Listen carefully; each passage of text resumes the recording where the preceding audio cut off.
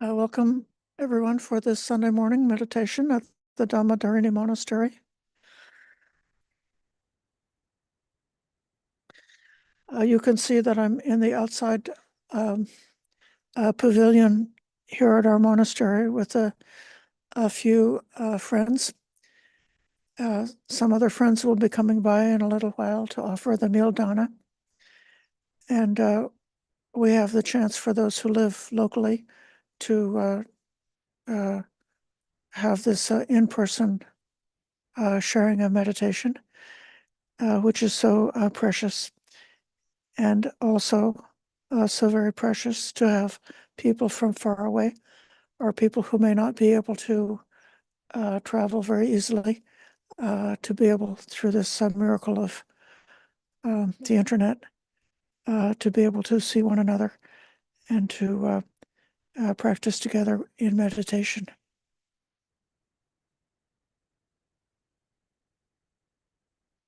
I would like to invite you to come to a good posture for meditation.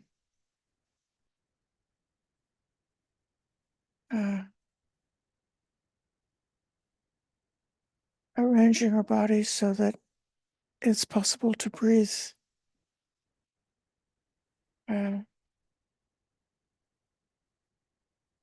The lungs are not squished by hunching over. Instead, with a lift, the breath can flow very well. And the legs are arranged in a way which is as stable and as comfortable as possible. The back is upright.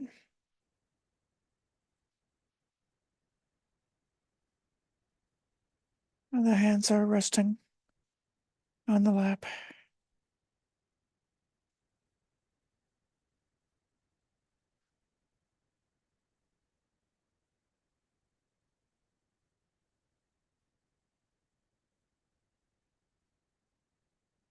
To prepare for meditation, give up the 5 hindrances. If anything was enticing you with pleasures and fun, put that away for the moment.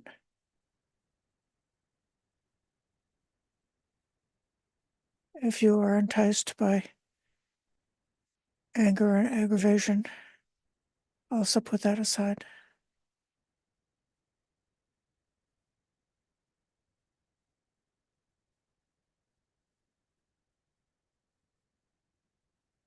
If you feel restless or nervous or jumpy, take a minute going through the body and think of relaxing.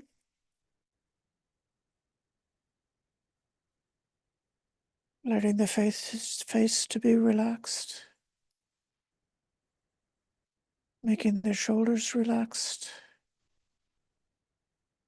Making the belly relaxed.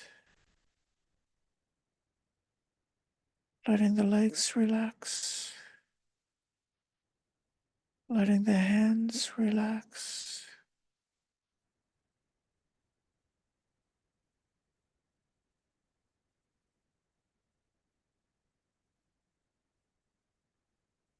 Feeling the whole body calming down.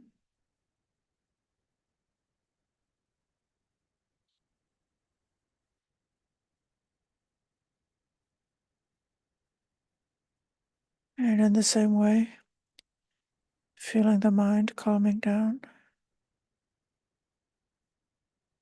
Not jumping from this to that. Settling down in the present moment.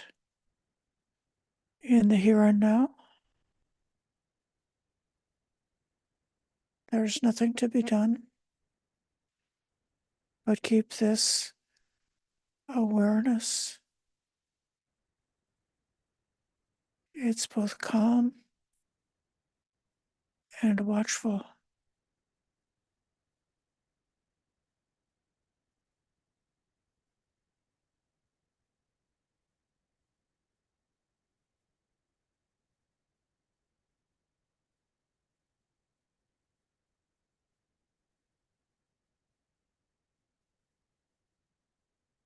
If the mind is sluggish and dull,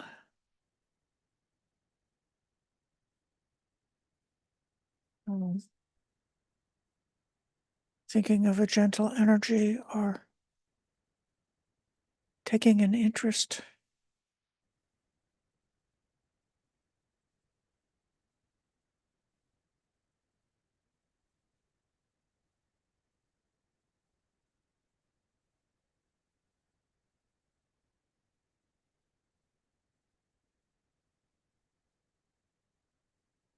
And if you are beset by doubts, try just for now to have faith. You just need enough confidence to be willing to try out this meditation. So overcome your doubts.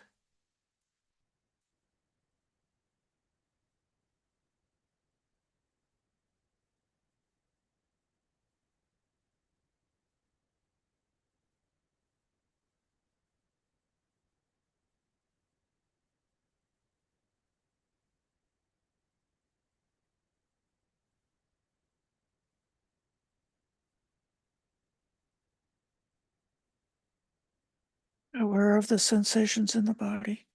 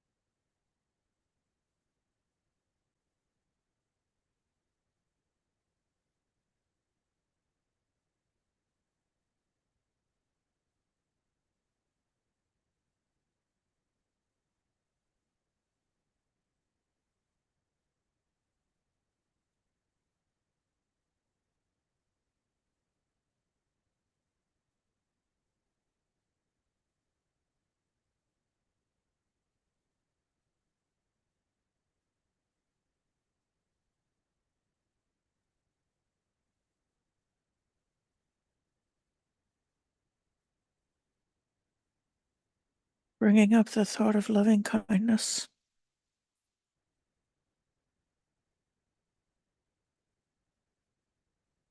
for all sentient beings everywhere,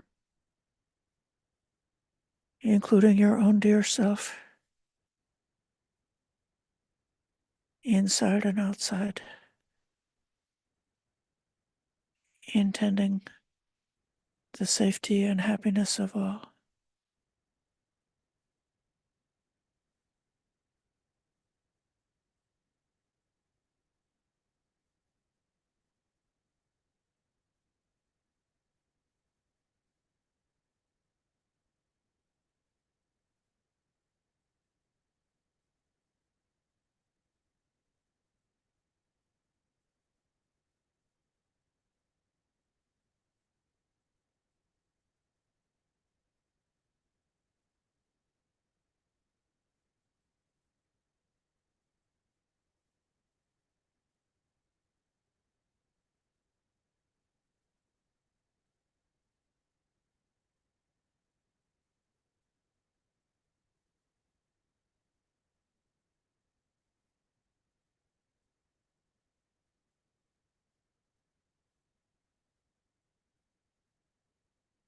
and directing that heart of kindness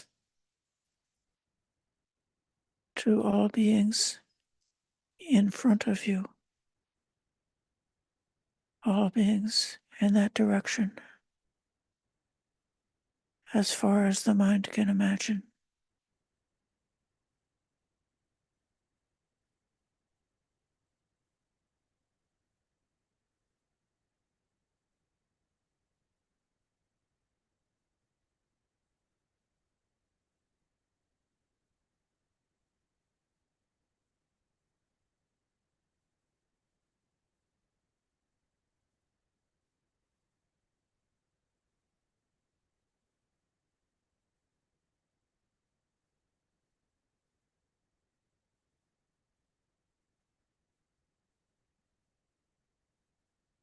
Making the heart abundant,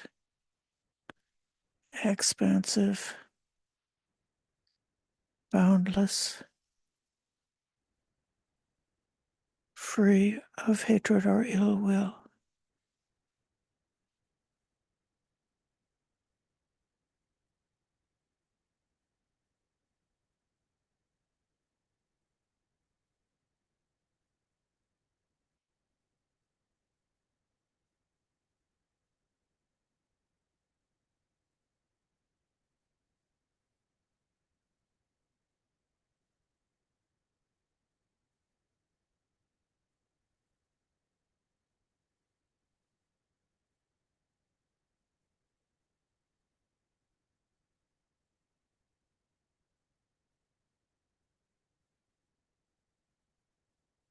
Spreading the heart of kindness to all beings on your right side,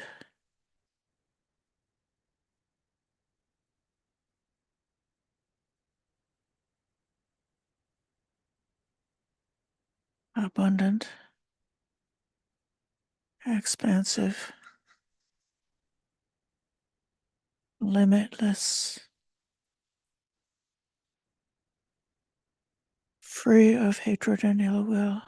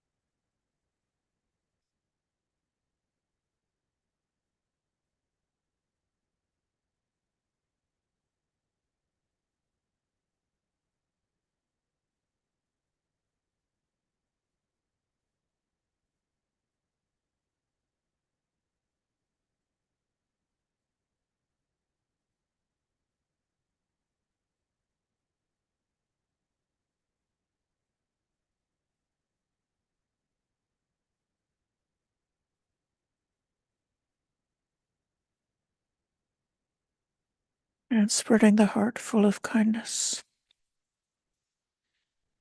to all the beings behind,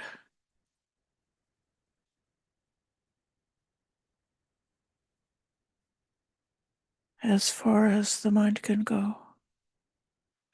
Every being behind us.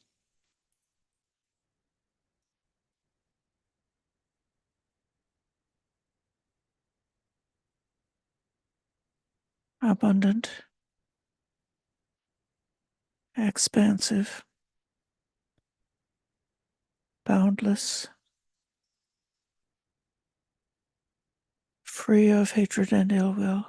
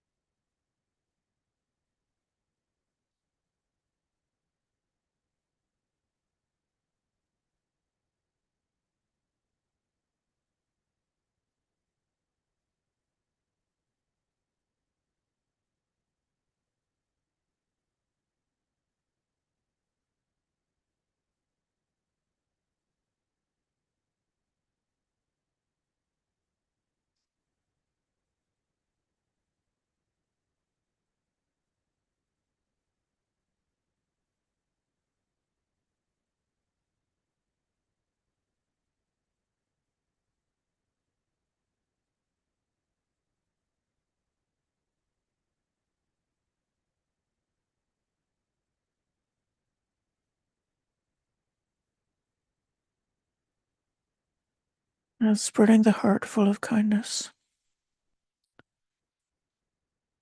to all beings on the right side, as far as the mind can go. Abundant, expansive, boundless, free of hatred and ill will.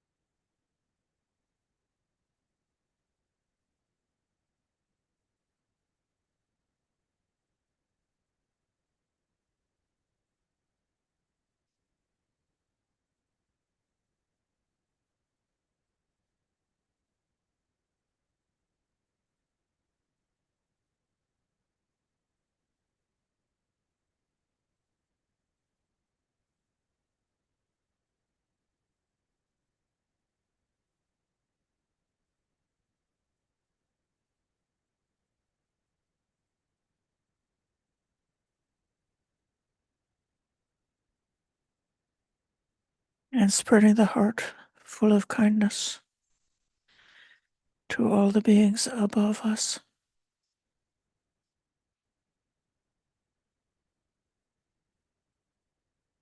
as far as the mind can go. Abundant, expansive, limitless, free of hatred and ill will.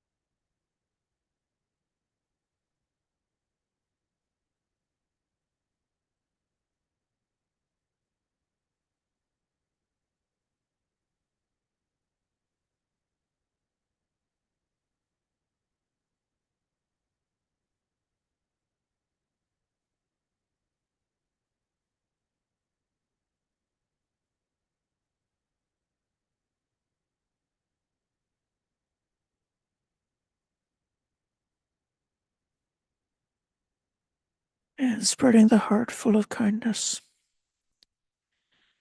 to all the beings below us,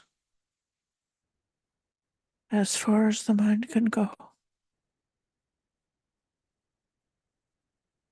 Abundant, expansive, limitless, free of hatred and ill will.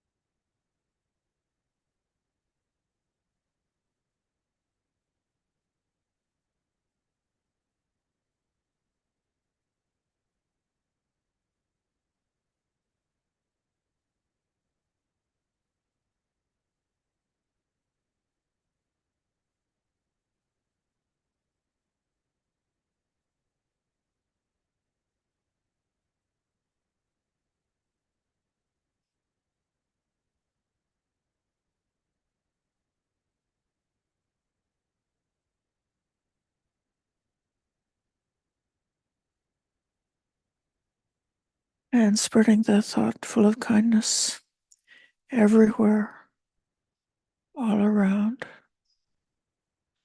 A heart full of kindness for the whole world, abundant, expansive, limitless, free of hatred and ill will.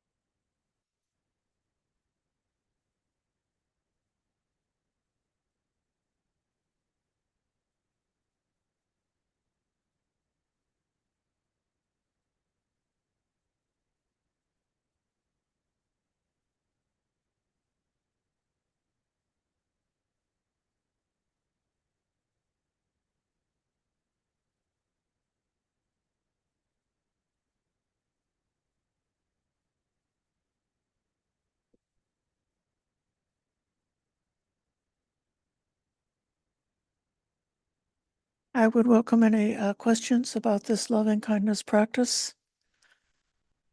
But knowing that so many of us are almost a master of loving kindness because we've been practicing it for so long, it would also be very suitable if anybody here wants to give their own wish of loving kindness for the whole world. How do you express it in your own words?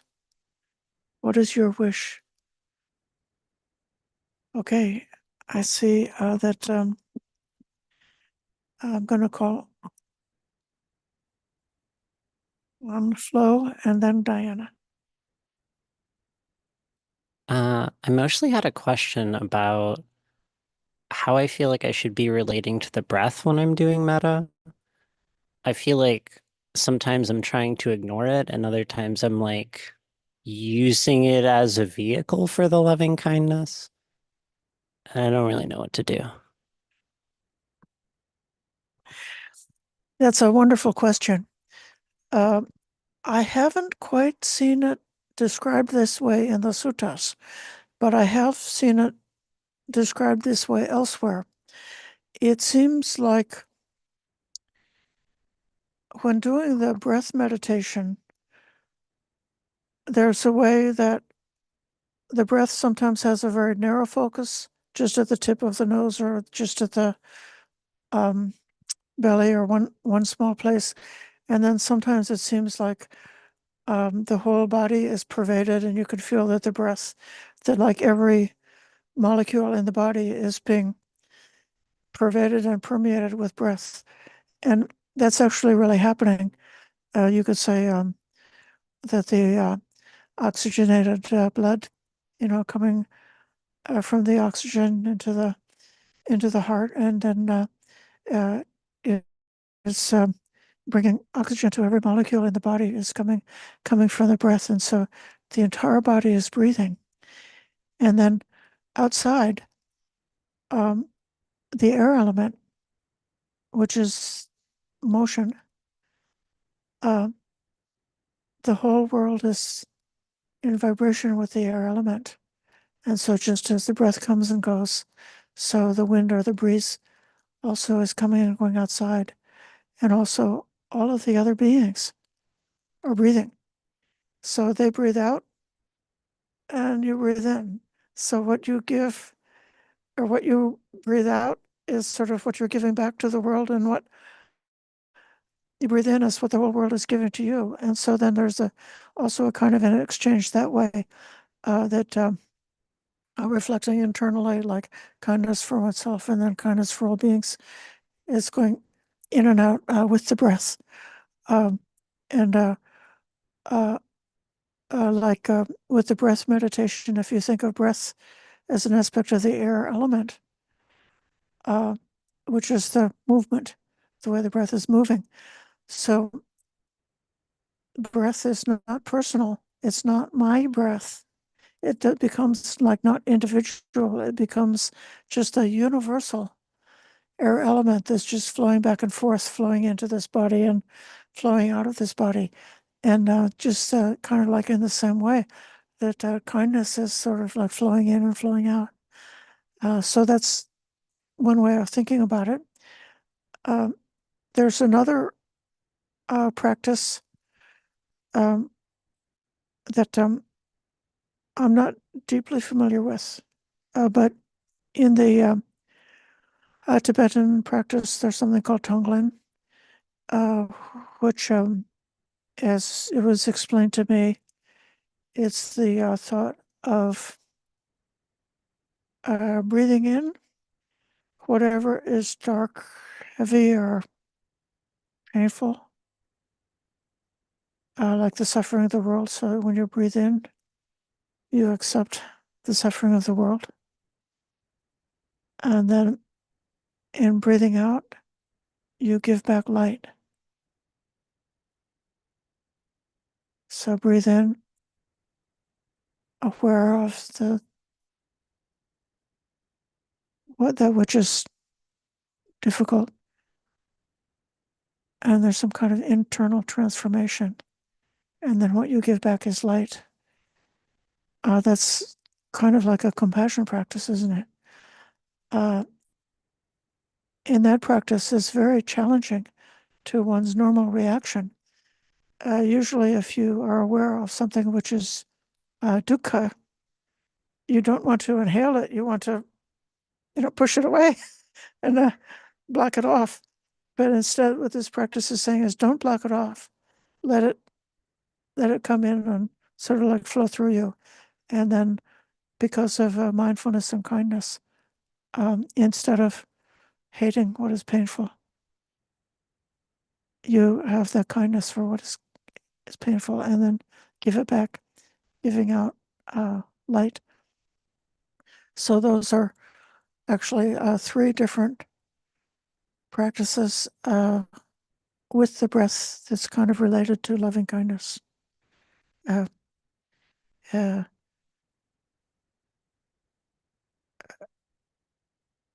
because especially this metta sahagatena, this boundless metta, which is spreading out over the whole world, seems very similar to me to the meditation with the air element, where the self goes away and it becomes just a universal air element which is everywhere, and we're just sort of touching it, but it doesn't belong to us. Yeah. Anything else? No, I think I get Okay. Diana, Thank you, Ayya. Before I joined, I think you might be muted. no, I unmuted. The microphone. Okay, can you hear me? Can you hear me at all? Okay. I'm just checking my sound. Okay, I have to fix my sound. Okay, can you hear me now? Now I can hear you. Okay.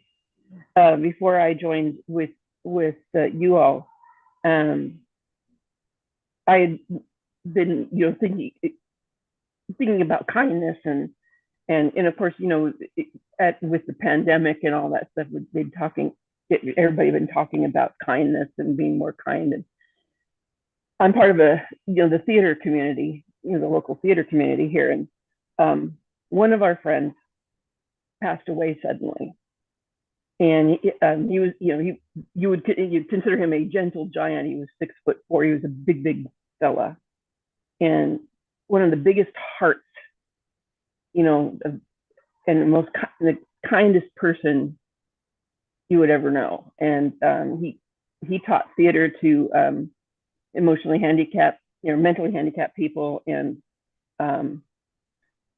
there's just things he did that just, the kindest person. And one of the things that they came up with for his memorial were these bracelets that said, "Be more Nick." And so it's like, wearing this, "Be more Nick," be more heart, be more kind. And what you're saying about, the breath being the air, the universal air and kind, it's like, it's like what you've been saying all along, is spreading that light and that love and that kindness like ripples on a pond. It ripples out from us like ripples on a pond. When we meditate on it, it ripples out from us and it spreads to the world that way. Even if we can't go to a protest or something like that, we spread it right from where we are. Because, it said, wherever you go, there you are. And like I said, I started thinking about that and the kindness and being in that kindness space always, even before Nick passed. And I mean, he didn't make it to 40. It's just one minute he was watching TV, the next minute his head was slumped on his chest, Mhm. and myocardial infarction. Mm. So it's like we can be here one minute, and we can be on the other side the next. Mhm. So while we're here, why be angry? And why hold on to things? It's like the song, let it go, and Yeah, be more Nick, be more kind. yeah. The practice of kindness, the practice of loving.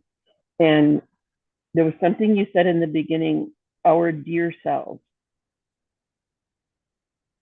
It's you have to learn to love yourself in order to love others. So it's like we are dear. Yes, We are dear. And thank you for saying that. yes. Okay, thank you so much for those beautiful comments and for introducing us to Nick. And we can let the ripples go on out from Who us, would have liked him? not only for the living, but also for those who have left this form and gone to a different form. Yeah. Okay. I'm going to hear from Mita Kanti. Thank you for this meditation. In the beginning, you mentioned the 5 hindrances, and I wonder if it's good for people to know that sort of one way to look at the purpose of the various meditations is to, like, the goal is to overcome the 5 hindrances. So, I guess I just feel like that's maybe a missed point um, sometimes, and and I guess maybe it would be helpful to like see the meditation practices in the context of like overcoming the 5 hindrances. I don't know if you could comment on that.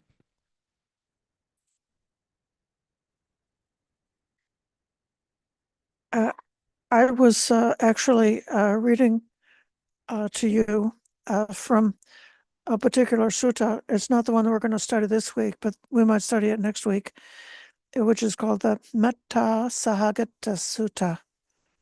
So it's the heart full of metta sutta. And in this sutta, the Buddha says, my teaching is let go of the hindrances and then practice this meditation and then spread the heart full of loving kindness through the whole world. Elsewhere, there's a different sutta. That's one that I like very much about the for the headmen, in which they suggest practicing loving kindness and then let go of the hindrances and uh, enter into samadhi. So loving kindness practice first, then release the hindrances, and then go to samadhi, meaning jhana meditation. So I believe that it can happen in either order. Um, the practice of loving kindness can be like a mindfulness practice or like a preliminary contemplation practice. And the practice of loving kindness can also be done as a jhana practice. So the definition of entering into jhana is at the first jhana, one has abandoned the unwholesome states of mind, which is to say, abandoning the hindrances and experiencing that seclusion, which is that state where the mind is secluded from the hindrances and the extreme joy and pleasure that comes from being truly secluded from the hindrances for the period of that meditation. And so it can go both ways. Now, as far as how to meditate for the purpose of overcoming hindrances. I would say one experience is where one basically it's like benefiting from our failures, like one is trying to have the mind settle on an object of meditation, but the mind will not stay on that object because it wants to think about something else, or it wants to go somewhere else, or it wants to take a nap, or it wants, yeah. And so if one is like choosing, okay, I'm going to be mindful of the breath, or okay, I'm going to be mindful of loving kindness. And then it's literally, you're there for a few seconds and then the mind wanders.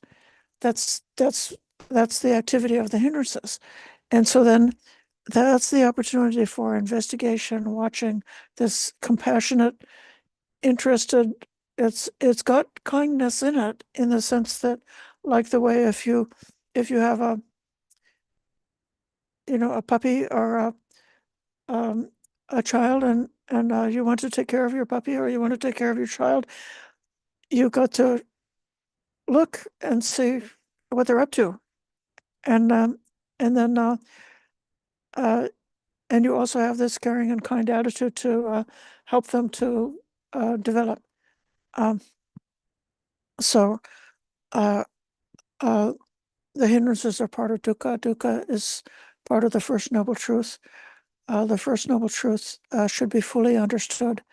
So the hindrances should be fully understood in terms of their causation, their existence, their interactions, and their disappearance. And so then, with that full understanding, sometimes poof, they evaporate just by seeing them with the eye of wisdom and understanding. So that's one way that meditation helps to eliminate the hindrances, through bringing that wisdom factor. The other way that meditation helps to eliminate the hindrances is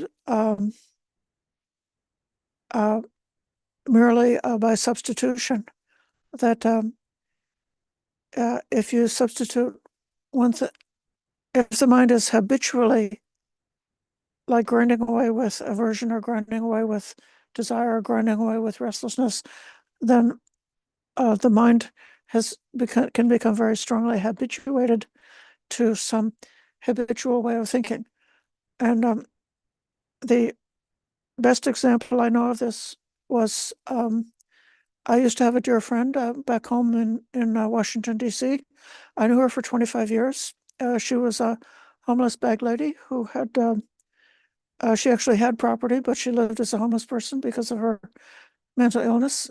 And every time that I saw her over these 20 years, she remembered two things to mention: that she needed to see a dentist, and her husband had ripped her off.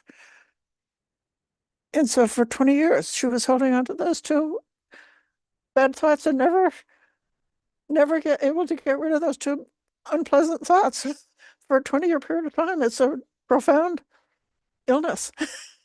So then we should be able to, that's if one can substitute the thought, like my husband ripped me off, and if I can substitute the thought of kindness, may he be well, happy, and peaceful, and substitute a different thought for the first thought, then the mind gets to like take a vacation from hatred. Or sometimes, even if the mind is monotonously going back to the same bad habits over and over again, when you develop mindfulness, you can see that actually the mind is not continuously involved in those bad habits. Sometimes, because of impermanence, sometimes you forget to be hateful, and so then through mindfulness, you find more space, and then by noticing the wholesome, beautiful states of mind that are free from negativities, and noticing the value of that, one can live there for longer periods of time, and even spending 30 minutes like watching the breath. And it's like watching your breath doesn't hurt anybody. There's no harmfulness in it whatsoever. It's like it's a complete innocent activity. And it's like, how great is it? I had 30 minutes and I didn't think of doing any harm whatsoever, because during that time it was just watching the breath. And so in that way, like a wound healing over, that bad mental habit can heal over and naturally heal. If we think that beings naturally can want to move towards that which is better, for our welfare, for our happiness. So just taking a vacation from bad mental habits is a way of eliminating the hindrances, or even discovering, being very clear, like knowing what it's like to be fully away from hindrances. And then after the meditation session is over and then somebody scolds you or something like that, then if you could still remember like what it was like to be free from the hindrances, and then you don't have to choose to react like that. Okay. Yeah. Thank you for that question.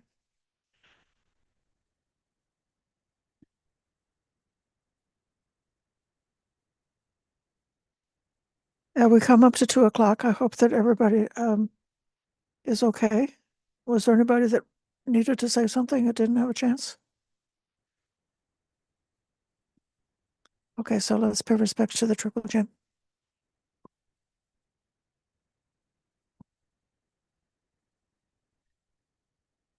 The Lord, the perfectly enlightened and blessed one, I render homage to the Buddha, the Blessed One.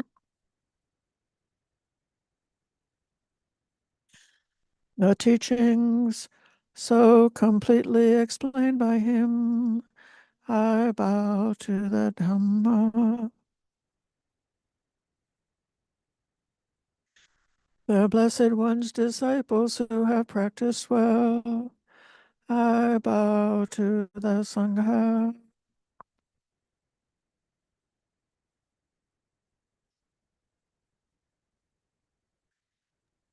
Thank you, Ayya. everyone. Thank you, Ayya.